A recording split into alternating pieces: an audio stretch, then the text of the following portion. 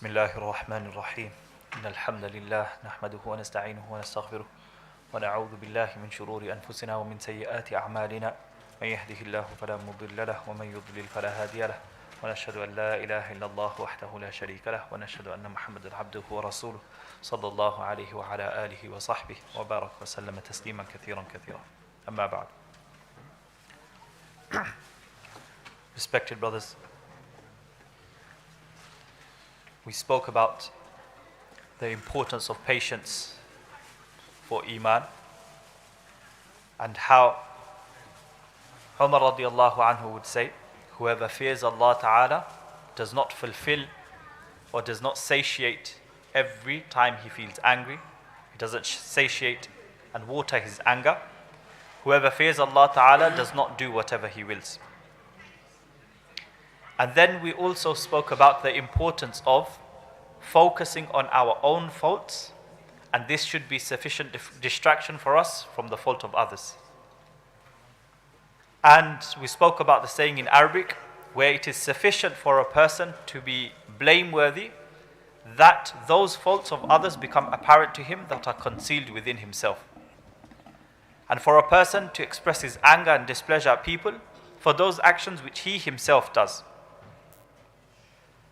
We continue with the advice of this Imam, and he mentions, وَاسْتَعْمِلْ لِلَّهِ عَقْلَكَ بِتَرْكِ التَّدْبِيرِ. Utilize your intelligence for Allah Ta'ala by discarding excessive planning. A golden piece of advice. He says, use your intellect, your intelligence for the sake of Allah Ta'ala by abandoning and discarding excessive planning.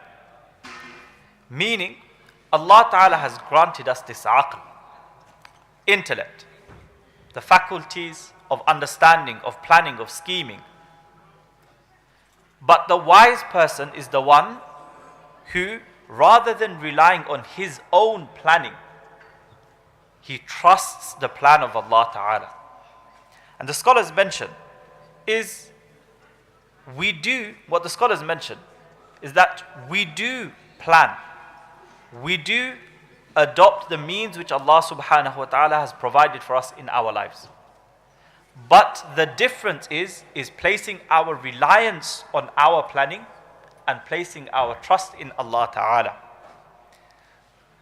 The human intellect has its function, but it also has its limitations.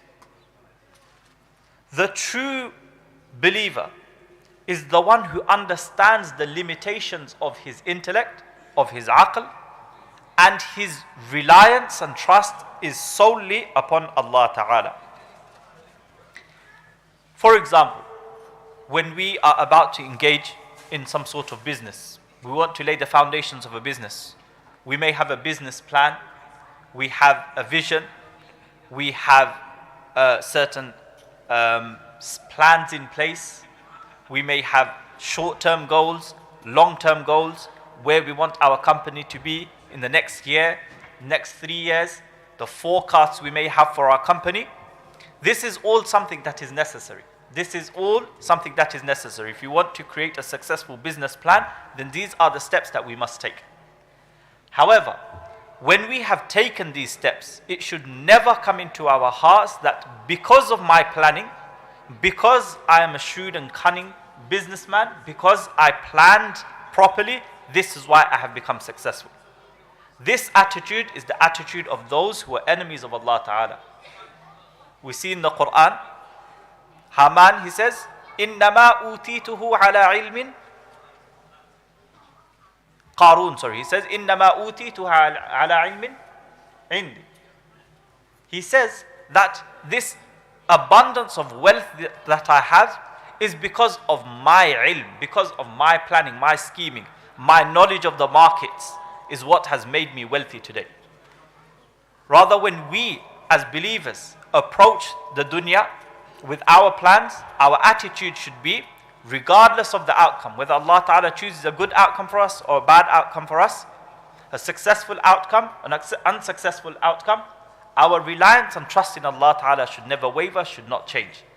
And we should remain happy with the qada and the qadr of Allah Ta'ala, the decision of Allah Ta'ala, we should remain happy with. And this leads on to the next point. وَاسْتَعِنْ بِاللَّهِ عَلَى صَرْفِ الْمَقَادِيرِ. Seek assistance from Allah Ta'ala in changing your destiny.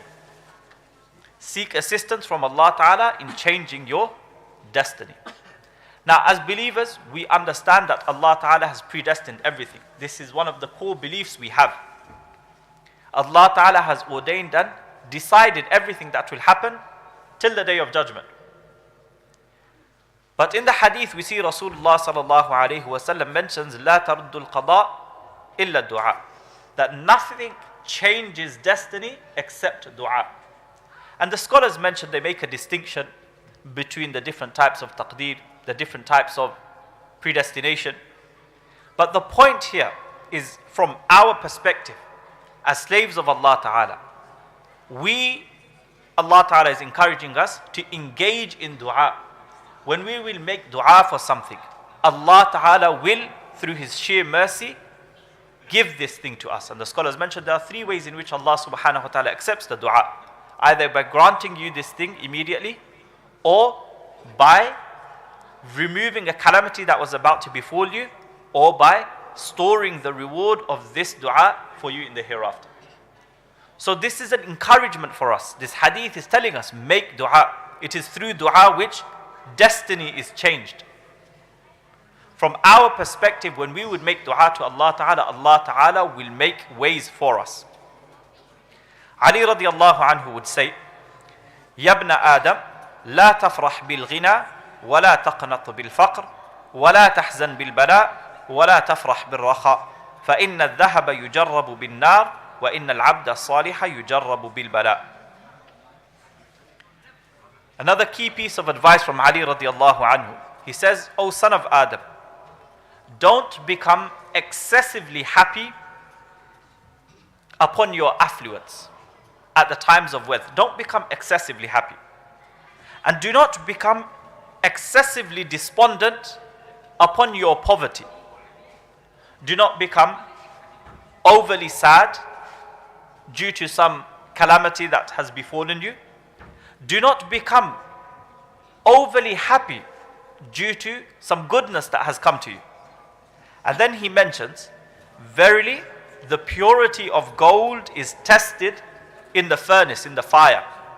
And verily, the pious slave of Allah Ta'ala is tested by calamities.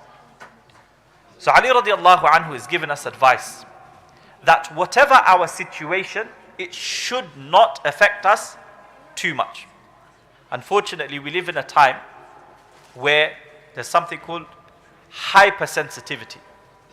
Hypersensitivity, the experts of this field mention that the human being has become very, very sensitive in this era. And they mention a few factors for this hypersensitivity. Why is it that human beings today, for example, what my generation is able to bear is very, very less from the generation of those older than us. Those of us that are born and bred here, our tolerance and pain threshold is very low compared to those of just the generation above us who grew up in not so fortunate circumstances.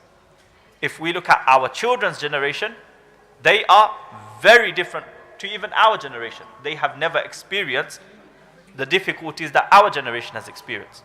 So as time progresses and as the bounties of Allah Ta'ala around us increase, we become more and more sensitive.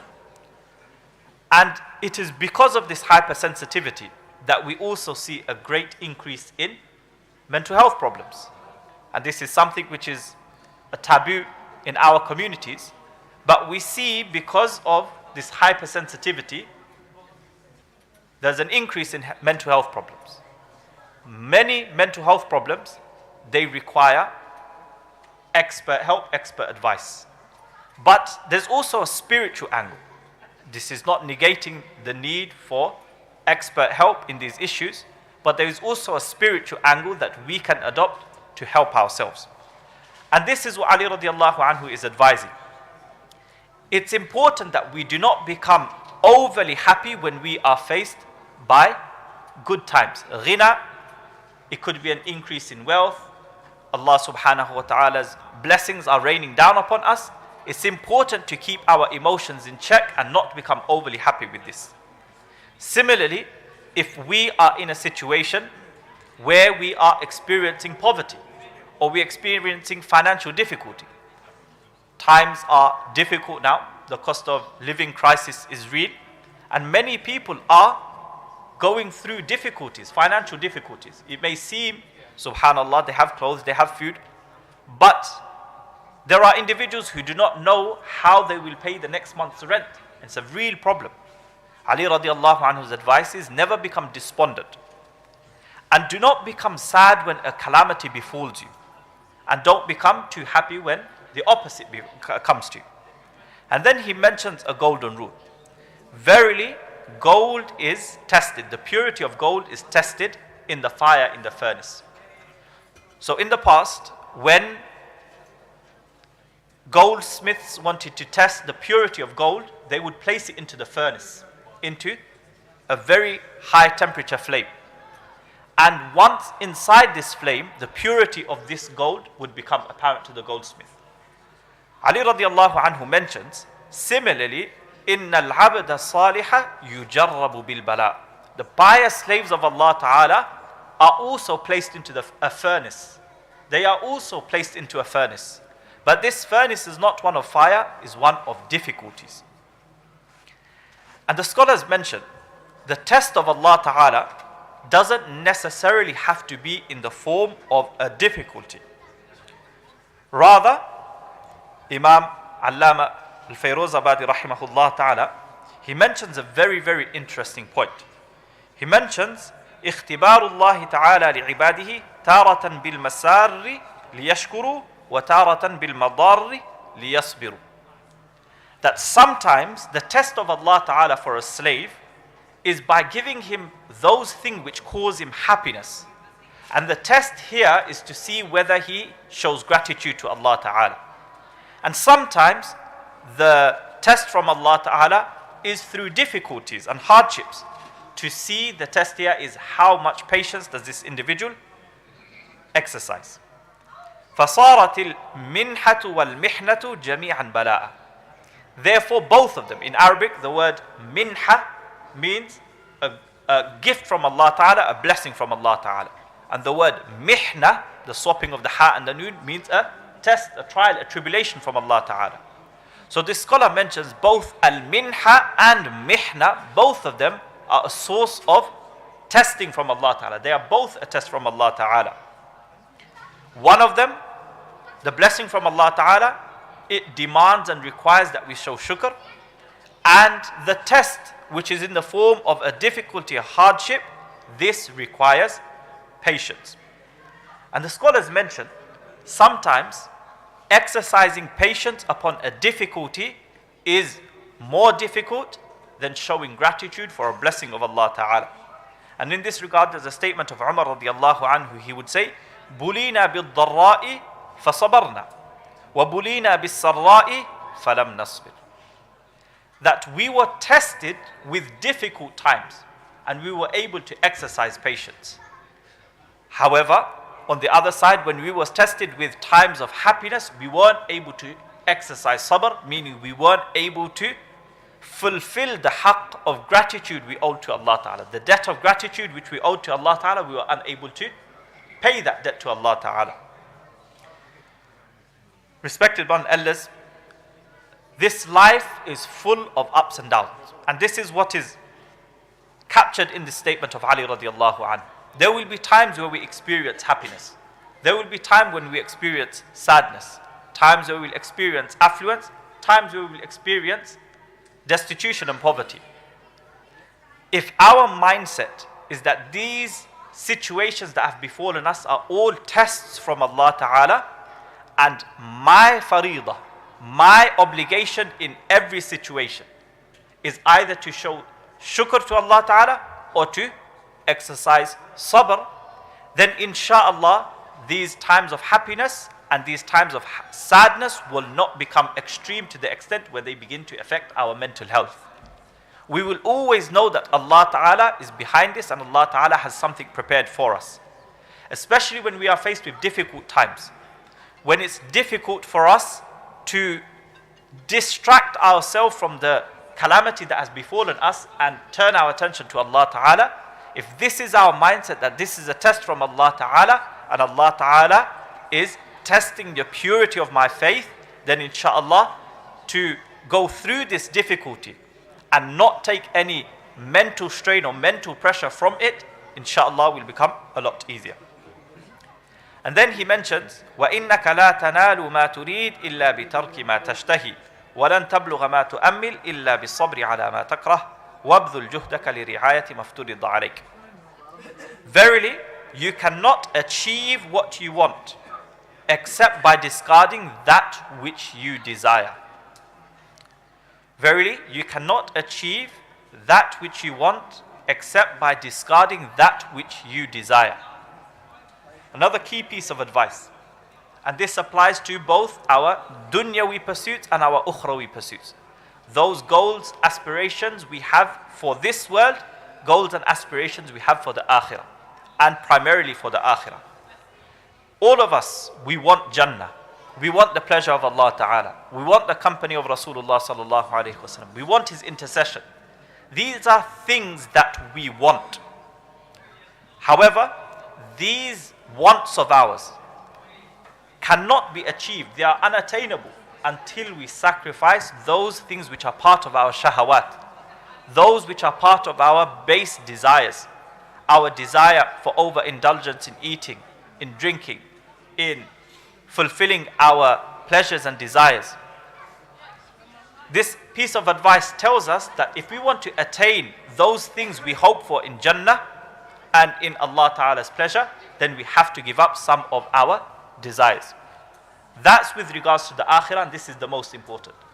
Similarly, in the dunya, if we have certain aspirations and goals for the dunya, whether they be financial aspirations, academic aspirations, whether they be aspirations that will increase our knowledge or increase our status in society, anything we want to achieve, we have to give up some of that lazing around. Those things which our shahawat call us towards. We need to discard some of those things, wasting time. In the modern era, there are certain games, gaming, subhanallah, the amount of time that it takes without giving us anything in return.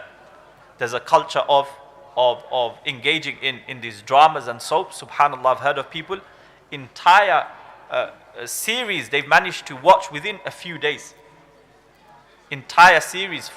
A person was telling me they watched entire 5 seasons. Each season has 30 episodes. Each episode is 1 hour long. They managed to, subhanallah, how they managed to do this, Allah knows, within a few days, a marathon on Netflix, and they completed all of this. If we will engage in those things which if we engage in those things which are fulfilling our shahawat, then we can never attain and achieve those things which we want to achieve, whether that be things of the dunya or the akhirah. Similarly, he mentions, and you will never reach those things which you hope for except by exercising patience upon those things which you dislike. And then last key piece of advice, inshallah, we'll end off today, is وَابْذُلْ جُهْدَكَ لِرِعَايَةِ مَفْتُرِضَ عَلَيْكَ. Exert your efforts, exert yourself in upholding those things which Allah Ta'ala has made fard upon you. Meaning the basic, the minimum that Allah Ta'ala requires from us, the fara'id. We should exert ourselves in making sure we are fulfilling the fara'id that Allah Ta'ala has made fard upon us. Yes, the sunnah, the nawafil, the mustahabbat are very, very important. But the minimum level is we should be completing the fara'id, exerting ourselves in completing our fara'id. Unfortunately, we make excuses for our fara'id. Excuses of work, excuses of study, of school, of college, and we delay our salahs. With the simple excuse, subhanallah, recently I heard of a person, because they had a rugby match the next day, they said, no, I'm not fasting today. I want to prepare myself for my rugby match. Subhanallah, a person that would attend the masjid, and a person that is from the family that was running the masjid. His excuse was, I've got a rugby match tomorrow, I want to make sure that I'm fully fit for it tomorrow, so I'm not fasting today. So we should exert ourselves in upholding those things which Allah subhanahu wa ta'ala has made fard upon us. May Allah subhanahu wa ta'ala give us the ability to understand what has been said. May Allah subhanahu wa ta'ala give us the ability to understand our deed. And may Allah subhanahu wa ta'ala give us the ability to adorn ourselves with the qualities which are beloved to Him. Wa akhiru da'wana alhamdulillahi rabbil alameen. Inshallah we engage in du'as. Du'as are accepted of a fasting person. So inshallah we make dua for ourselves and our families. And